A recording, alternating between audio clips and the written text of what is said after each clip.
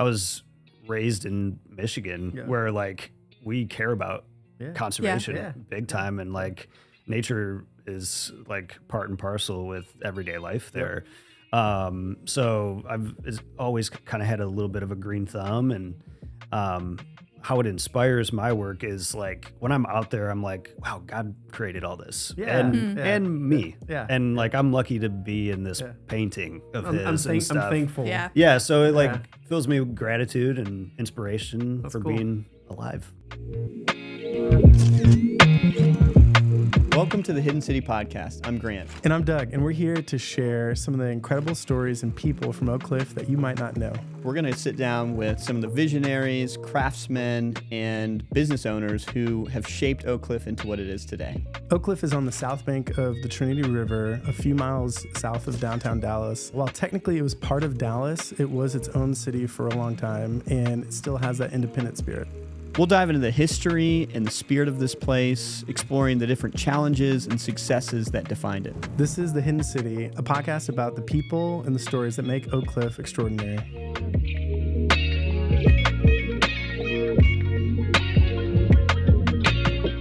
Welcome to this episode of the Hidden City Podcast. Today we have an extremely special guest on the show, Zach Stuef. He is the lead designer at 1517. I get to work as his creative director at the organization. He's an amazing illustrator and a great friend, office mate to Savannah. Office buddy. Yep. That's right. And dude, thanks for being on the show. Thanks for having me. Yeah. This is crazy. Yeah. So, give people a little bit of your backstory.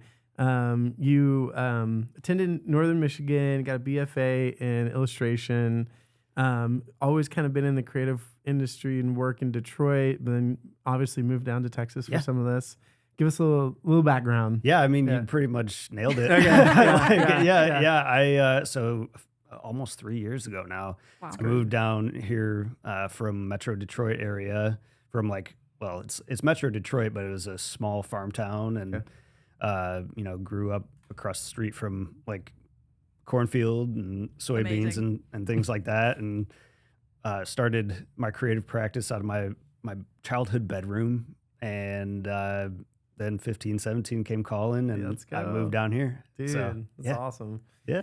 My favorite, very random fact, and this is also full disclosure on this episode, I'm going to act surprised about knowing Zach's story, but I know everything about Zach. Not everything. Y'all know me good. I know a lot. So it's just going to be me explaining this. No, when you shared this with me a couple weeks ago, and I was like, dude, this is mind-blowing. You worked in the factory for a little bit. Yeah. Tell me about that. That was crazy. Yeah. So I don't know too many creatives who've ever very done Midwest that. emo. Hard work. It was very Midwest emo, working in a factory, a hot factory during the summertime. Gosh.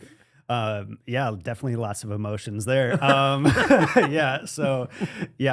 was the summer in between, I think it was my sophomore and junior year of college. Yeah. I just didn't have like a job lined up, and somebody from church actually was like, well, you can make like $9 an hour over at this factory doing plastics for like Dodge Ram, All right. building out the Let's go. plastics for their AC units and stuff like that. And so I went over there and worked, and it was like work and train for a marathon in the evenings. I was into distance running at the time, and that was something else. That was crazy. That was just like one of those things that like, They're like, that's wild. I don't know too many creatives that have done that. So that was fun. Yeah, I mean, that. it was honestly, it was really good creative fuel too, because I mean, you're doing repetitive motion all day, and you're kind of like babysitting the brain doing that repetitive motion, and like the other side of your brain that's like creative is coming up with ideas and stuff like that. So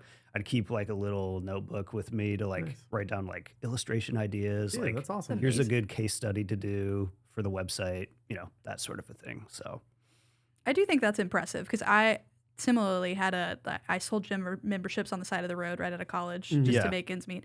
And that my creative brain was not turned on at that time. It was my like sad brain. So I think there's a testament to that when you can like keep your artist brain engaged when you're doing pretty menial work. Like I think there's something to that. For sure. Yeah, absolutely. Well, and also it's probably a driver. I think we talked about that at our lunch. Yes. It was just like, I was like, oh, okay, this is. I could do this. Yeah. I could just be doing. Right. I could do this, and this is also pushing me into my creativity. On Absolutely. So definitely not something to be taken for granted. Yeah, for sure. Yeah, more happy with this gig. Oh yeah. Sure. Yes, Zach. Are you happy with it? Yes, I am. Yes, sir. Yes, boss man. Oh gosh. Well, dude. Okay, so you started drawing as a kid, being encouraged by others.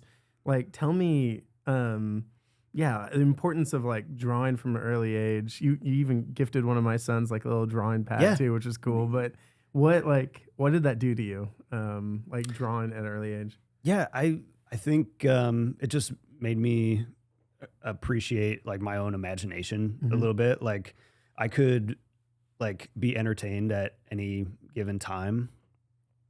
Just like having a pencil and a pad of paper. And also, like, there was a validation aspect of it, too. Like, all my teachers growing up were like, Zach, you got to do art, dude. Keep going. Like, keep going. And, like, my parents always kept, like, pencil and paper around for me. Yeah, shout out to the rents. Hi, Mom. Yeah. And, so. Dude, that's awesome. I love it. I feel like getting that encouragement early on has got to be special too. Like for sure. People speaking into you. Yeah. So. And I mean, I went to like a Christian day school and they always talked about like how talents were like a gift from God too. And that really was like, whoa, this is something, there's a divine thing about this a little bit. And so that was like, wow, okay, I want to use this. Well, okay, you submitted some work to 1517, which, like I said earlier, I'm a creative director for. We got to work freelance kind of before we got to offer you a position. And so I've gotten to see a bit of your journey, but kind of like getting into that space of moving from Michigan to Texas, that's a big shift. I mean, I remember when you kind of did a visit here too, is like there's a lot of different creatives that you're rubbing shoulders with. And for sure. What was that like, man? The Michigan to Texas thing, the maybe smaller area to big old Dallas. Yeah. Like, it was kind of crazy. It's kind of like I had spent like a summer in Detroit for like an internship before. So I kind of had like a little bit of knowledge of like what city life was. Yeah. But I was like living in a dorm that summer and stuff. It's nothing compared to like being like adulting in a city. Like it's so different from like living in a country town or a farm town. Definitely lots of people. Like my town was like, I think it was like 5,300 people or something like that. It's small compared to everyone. Knew about everybody and like, Dallas is what? How many millions of people? Oh, like a ton. Yeah. And even DFW itself is huge. I mean, Oak Cliff is bigger than that, right? Yeah. Our neighborhood, like significantly. Like, tenfold. Yeah. It's like, it just is, it's a big change. But yeah, man. And I feel like I love so much that like you landed at Wax Space too, because it was fun seeing like the Sprigg brothers and Tammy and Jeff and others like getting to just like, work with some of those people. I was like, this is fun. Yeah, Ryan was my first cube mate when I was working out at one of the cubes here. And he was just like a guiding light, like work on personal stuff because it's gonna get you the gigs that you're supposed to get. And things like that. And he poured a lot into you. Yeah, he poured a lot into me at that time when I was like just arriving. He was like, okay, dude, like you're gonna be okay. Just, and he was like, he invited Grant and I over to watch like Sunday night football one time and he made chili and stuff. Those little things. Like I landed in a very good spot. I'm very grateful to God for y'all. Yeah, dude, and stuff. It's fun. So fun. Yeah, cool to have you. I think about I haven't seen it in a while, but when you first got here, you did this like Michigan Maverick series, and we talk a lot about place here, and I'm curious about how, as you've been in Dallas for 3 years, how that's evolved and how being in a place where you're not from and you don't have family connections here, like how you draw from Oak Cliff specifically, especially thinking about how many people you've met here at Wax Space and kind of creating. Yeah, from Oak Cliff specifically. Well, I mean, like just going on like hikes around here, like specifically like Kessler Parkway, which isn't like specifically Oak Cliff, but like that's always gets the imagination churning, and like walks are important for creative people. It always like loosens something up in your mind that you're like, oh, okay, now this is the solution to this creative problem. And so I would say that has been really helpful. The community here is like so incredible. Just like how everybody kind of pulls for one another, and like they support their own artists too. Yeah. So I think that's great. Yeah, I feel like there's like the Maverick series. I remember doing the Texas-y kind of like exploration. Yeah, cool. Yeah. The Reunion Tower and stuff like that. Yeah, doing little collage Pegasus, pieces, and that was really fun because I mean I had never gone exploring really around here, so trying to pull those elements in. Well, and I feel like you quickly got connected with Art House Dallas too, and found some like-minded community there. Going to All Saints. Yeah, that's right. The Delcombs. Marissa runs Art House Dallas. I think she's director of it. Yeah. I think that's her title. But she was really open to like having me in like I think it's called the Awaken group. Yeah, their Awaken group, and linked up with like many other Dallas artists. Christian artists, faith-based artists in that group. And I'm still in that group. We meet like once a month and just talk about like what you're working on, different things. And like this last session, we talked about joy in art, and as somebody who does it for a living, sometimes it's like, how do I find that again? Like it's a job of sorts, and so how do you, how do I find that aspect of it where I'm like a kid again? Yeah. And I've kind of continued that Michigan Maverick thing a little bit into this thing I'm calling imperfectionist silhouettes. It's like on my Stuef the Artist page where I'm just having fun. Yeah. And like something I used to do in my sketchbooks was just like draw silhouettes and like, okay, what does this look like to me? Mm-hmm. What story can I illustrate with all of these pieces? And so it's kind of like you gamify it a little bit. Dude, I love it. We talked about that. That's good. I relate to that on a few ways. Like for the photography, I feel like it was like, okay, this is job. And then like, honestly, it was the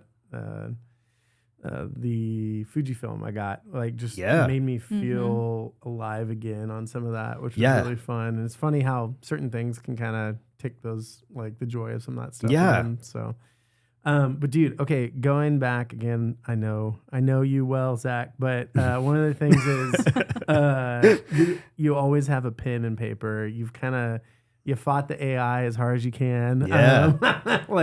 Because still am a little bit, as you should. No, you're very human in that sense, where it's like, oh no, there's a sacredness to just me in the craftsmanship of drawing, and thinking and ideating. Why is that so important to the way you create and the craft you bring to it? Well, I think it just has to do with my education, like. Professor Hughes, who was my professor at Northern, he was so like adamant, like you have to sketch this out for yourself. You have to make word lists. What are your favorite things to draw? You have to like mine your own imagination so that your stuff is unique to you. And that like informs your voice. It informs like your technique. It's the foundation of who you are as an artist. And the thing about AI is that it's doing that processing for you and is losing all the rough edges that you get out of that refinement process, just making your own stuff. So it's too perfect. It's too perfect. Yeah. It's, I don't know. It's kitschy at this perfect. Yeah, it's kitschy. It's kitschy at this point because it's eating itself. Yeah. And it's grosses me out. Well, and this is like kind of inside baseball. Like we have a lot of these conversations, I feel like in our office where we're just like turning around and being like, well, Zach, what are you making today? How are you fighting the machine today? And there is an element of that, like fighting the machine, whatever. But I also think it's important to note, like, you've worked with Zach Rowe here on like animation, and like you're not a pen and paper only artist. So I'm curious about how you kind of hold all of those things. Like you love the tactile, like drawing aspect, not fully analog, right? But you work for a company in the 21st century, and then also like you're not about AI slop. And so like, how does that all kind of coexist for you? Yeah, I mean, question, Sav. Sorry. That's a great question. I love it. That's perfect. No, that's a great question. Yeah. I mean, like I always start out with pen and paper or pencil and paper. But I do like work digitally. So that means like scanning those images in and like bringing them onto like my iPad in Procreate or Adobe Fresco or something like that. And, you know, making vectorized images out of them so that they can like move on in the process and easily be picked up by another artist and like be animated or printed, you know, things like that. So, yeah, I'm not opposed to technology like altogether, but like just AI. There's a part of it. And you bring up a good point, Sav. Like I think that's something I've loved seeing you grow into, Zach, is just like and maybe you've always had this collaborative nature, but like working with Rao. We kind of jokingly in the office say it's like the Zach's design studio.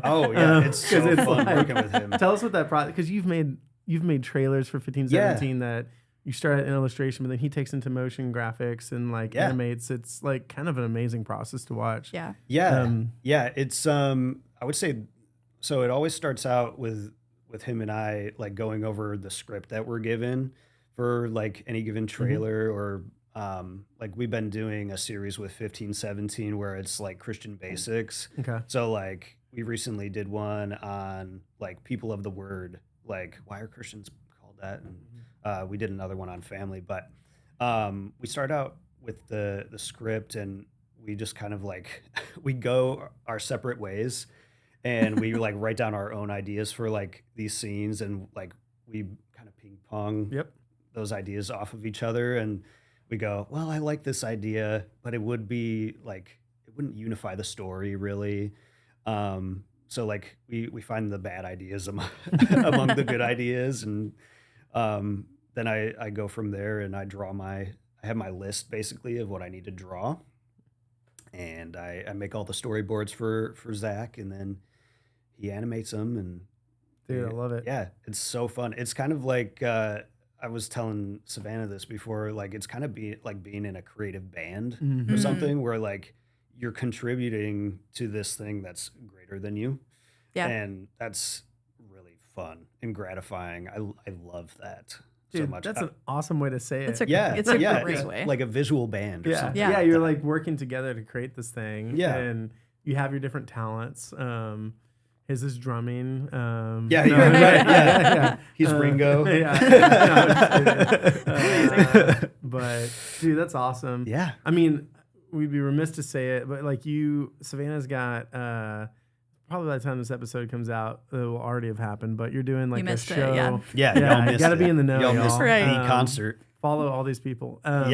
But there's a big concert at the farm, Elmwood Farms this weekend, and Sav asked you to do the poster for it, and it looked awesome. Yeah. It's amazing. With like no direction, I should say. Like just pretty much, I was like, here's the farm logo and the date. Yeah. That thing. Tell us the process. Well, I think the story is even more like amazing. Like I was just going to fill up on coffee out in the main space, and I overheard you guys talking about like, oh, this one, like, you know, it's going to be at the farm now. And like, you guys were gathering. We got to get the word out. Yeah, we got to get the word out. South by Southwest doesn't have music anymore. So no one's passing through. Right. So we're like making this up as we go, like 10 days out. Yeah. And I was like, okay, well, do you guys need visuals and stuff? I want to go to this show for free. I was like, art would be my way into this. Let's barter. Yeah, let's go. So I got to make the poster and, no direction. I like kind of sent you some stuff from that Stuef the Artist page, and you're like, yeah, this is really cool. Like do a mashup and stuff. And nice. You went out there, right? Or was it? I went out there to take some reference photo. I had been there before with the Awaken group from Art House Dallas for like a little get together and stuff. But I was like, I want to get like visuals that are specific to Elmwood Farm. It was fun on the poster. The trailer, the pigs. The pigs. There's always a random cat there. There's always I a cat. love it. Yeah, always a cat. So that was a really fun project, and got some good reviews on the for Instagram sure. and stuff. Awesome. So what was the reception? The reception's been amazing. The reception first was like, from a lot of our friends was like, well, clearly you three didn't do this. So like, where did it come from? I was like, well, if you like, we tagged Zach. He's an amazing, which is, you know, we're great at what we're great at, but we're none of us are visual artists. And so I think that was just amazing because Zach and I have talked a lot about, Zach's a music fan, and you keep some like, specifically like 1975, the band, a zine in the office. And we've talked about like how to visually promote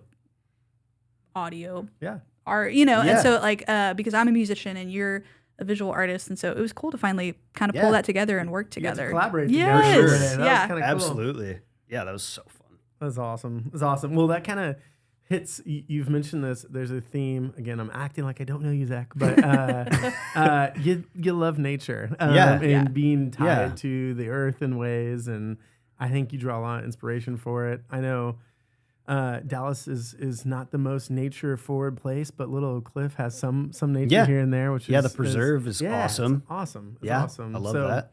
How does that influence your work? You being drawn to nature and some of this stuff, and always kind of I've just always dug animals and like zoo books was a big visual. Zoo books formed our generation. Yes. Zoo books. The commercial was always hype when that came on public access TV and stuff. That was game over. Yeah. Oh yeah. So I mean, that was just a huge visual touch point for me growing up, and I was raised in Michigan where like we care about conservation big time, and like nature is like part and parcel with everyday life there.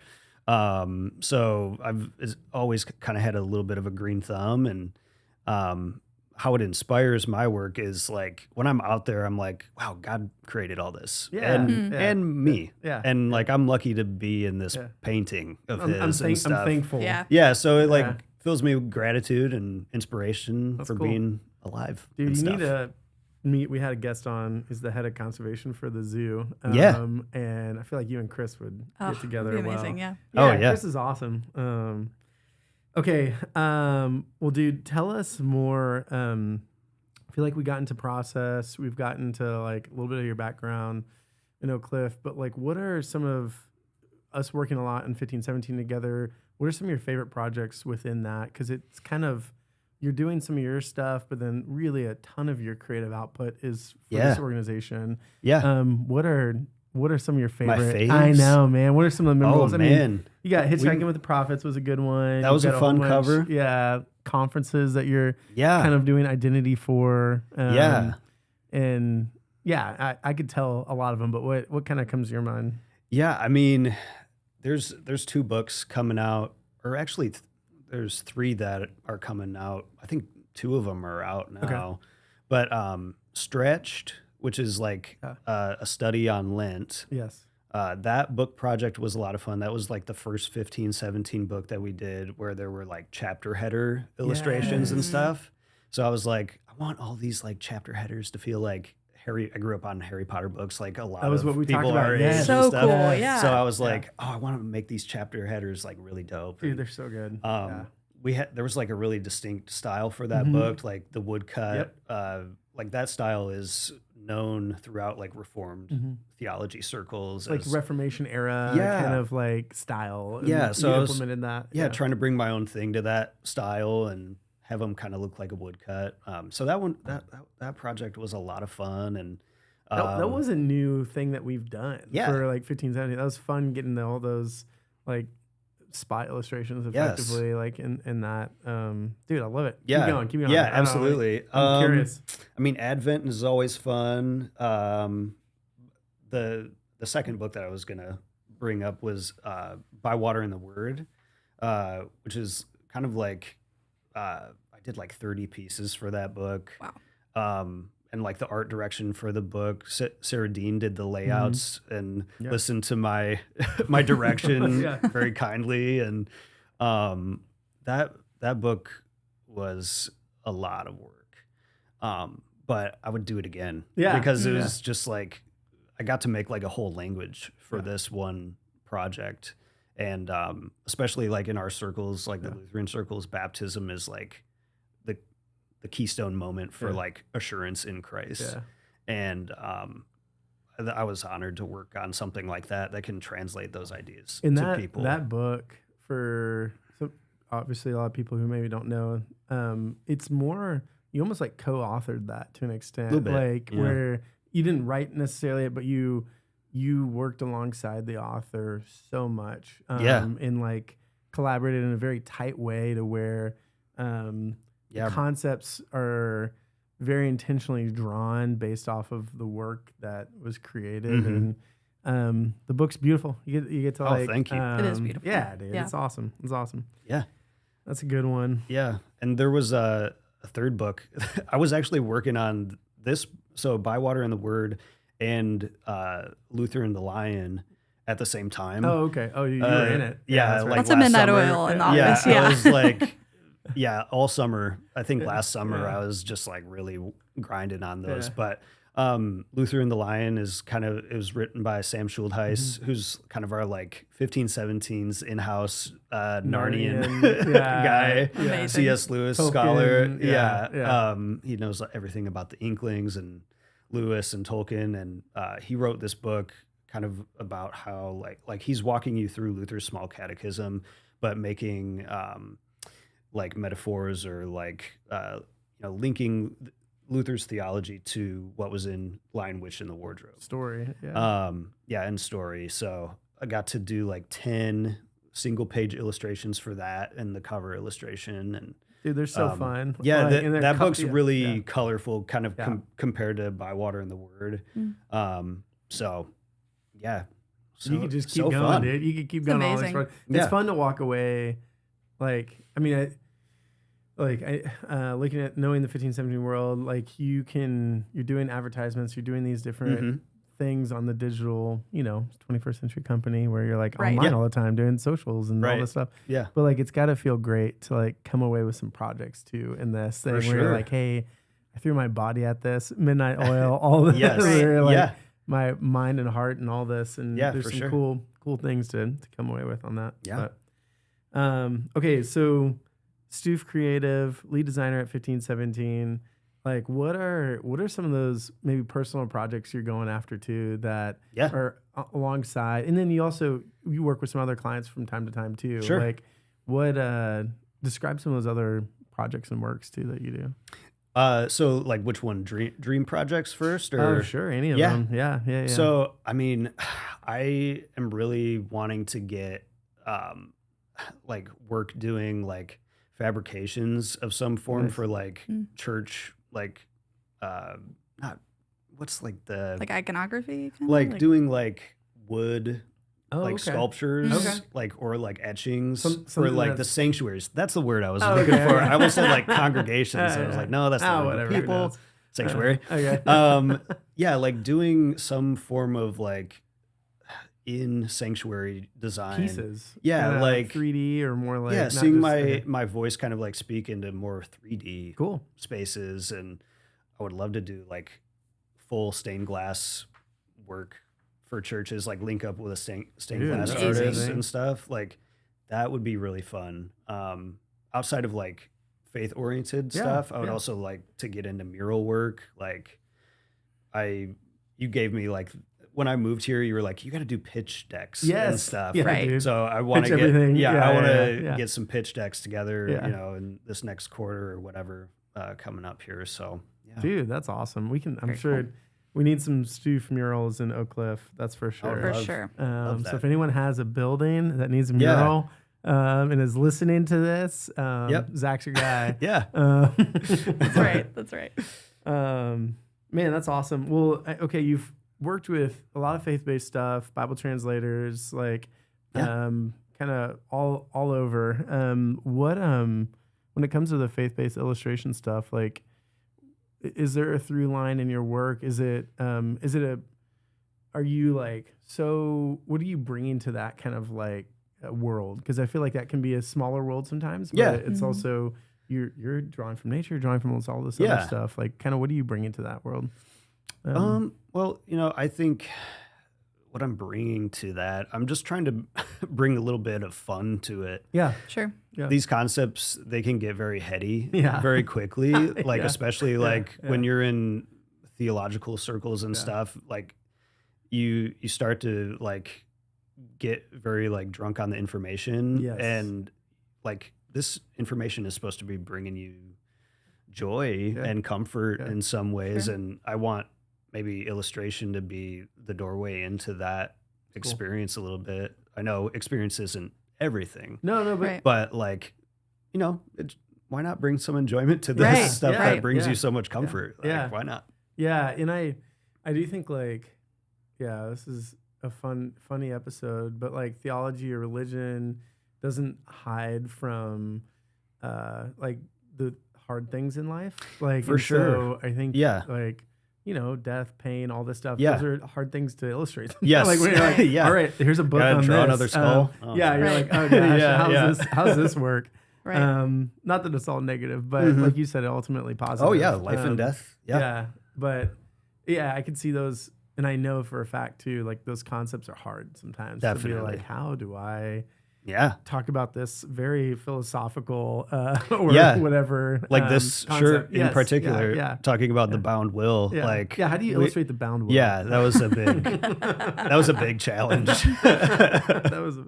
But we figured it out. There you go. It's amazing. Yeah, I think I would love to hear you speak a little bit more on that, because you're a person of faith and that influences your work, obviously. But I think I don't work for 1517, but there's a heavy emphasis on theology and on knowledge. And I think sometimes it can feel like book knowledge is just from the outside, just in any organization, but book knowledge can be in conflict with art. And so I'm curious how you work with some of that, with someone who, when you're designing a book cover or something, for someone who's like poured a lot of knowledge into the written form, right? And how you can translate that a little bit to this like maybe lighter art or whatever it calls for content-wise. Sure. Yeah. I mean, like a recent cover I just worked on was something on Ecclesiastes. Light and airy. Yeah. Right? Yeah. A heavy book, right? I just want to hear this. Like this is great, because it's like, it is so heady, and right. it's like so. But how do you? And it's not always super literal. Anyway, for sure. I want to hear. Yeah, like actually, I don't know if that book was the best example. Oh yeah, but like we had a book on the theology of addiction. With Donovan Riley.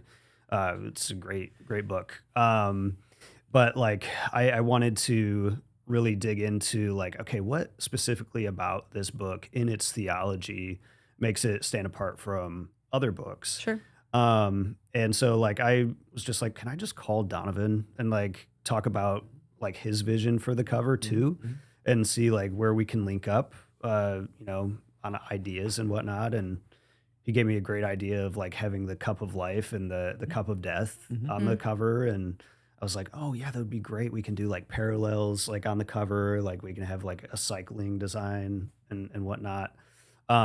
So like, yeah, I don't know. Does that answer your question? Yeah, no, I just want to hear you talk about it, because that's your everyday work life, really. Yeah. And you're trying to bring, it's translating a little bit almost. Yes. Yeah, these concepts are hard. Like there's a concept of like being both in a Christian faith, you're a sinner and a saint. Like you're not perfect, but you are like saved. And so like you're still not a perfect person. Like, AKA you're a sinner. Yeah, absolutely. And so how do you illustrate that concept? Yeah. That was a challenging one. And that one was challenging. Like, got some critiques on too, but it's like sometimes they aren't fully literal, like art isn't. And so that's maybe the heart of some of that question that I heard from you. And, for sure.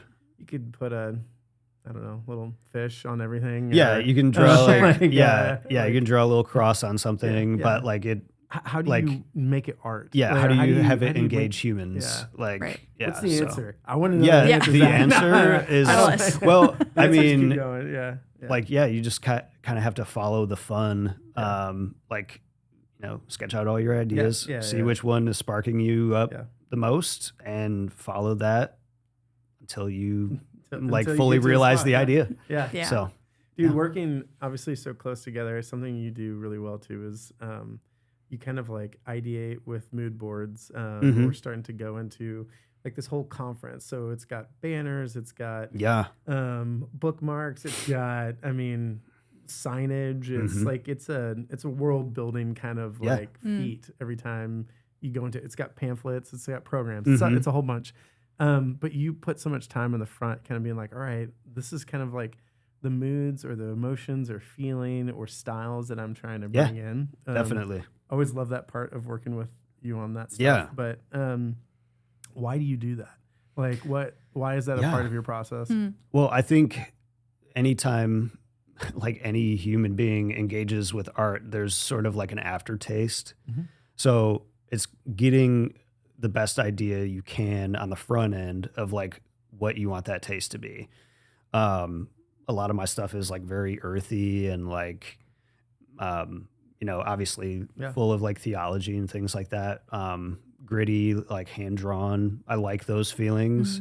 But like also understanding like what the message is and like what like things in culture like that message could link up to somehow.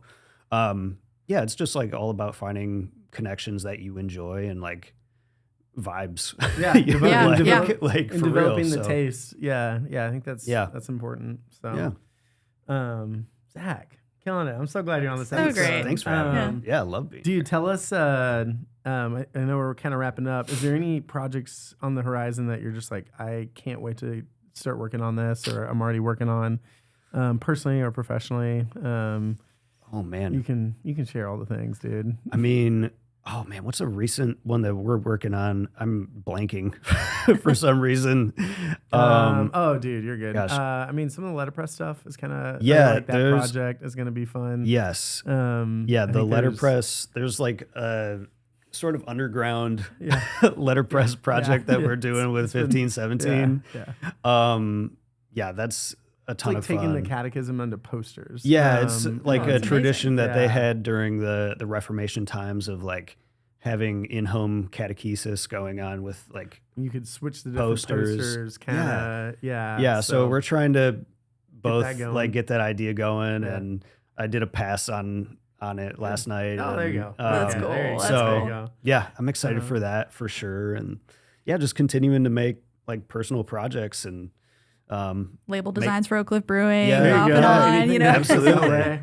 Hopefully more concert posters. Yes. I would love to do that. That was so fun. Yeah. Dude, something I've loved seeing from you and all this too, these couple of years together, it's like you're just you're putting stuff out. Like I think that's a big part of this process of refining, improving taste, getting like better at what you're doing is like, hey, I'm just going to continue creating and creating and creating. And so that's been awesome seeing that happen, and it's been fun seeing you grow, man. Yeah, thank you. Well, dude, how can people find you, Zach? What's the best way for them to connect with Stuef Creative? Yeah, you can find me at Stuef Creative on Instagram. Stuef is spelled Stuef, UE like the legal driving maneuver. Well, actually, we're in Dallas. It's kind of semi-legal.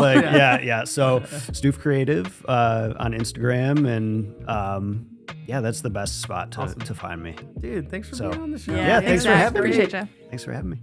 Hey, thanks for tuning in to this episode of The Hidden City. We hope you discovered something about Oak Cliff that you didn't know. If you enjoyed the show, I hope you subscribe to it on YouTube and then follow us on any of the podcasting platforms. Also, if you enjoyed it, please share with a friend, and thanks so much for tuning in.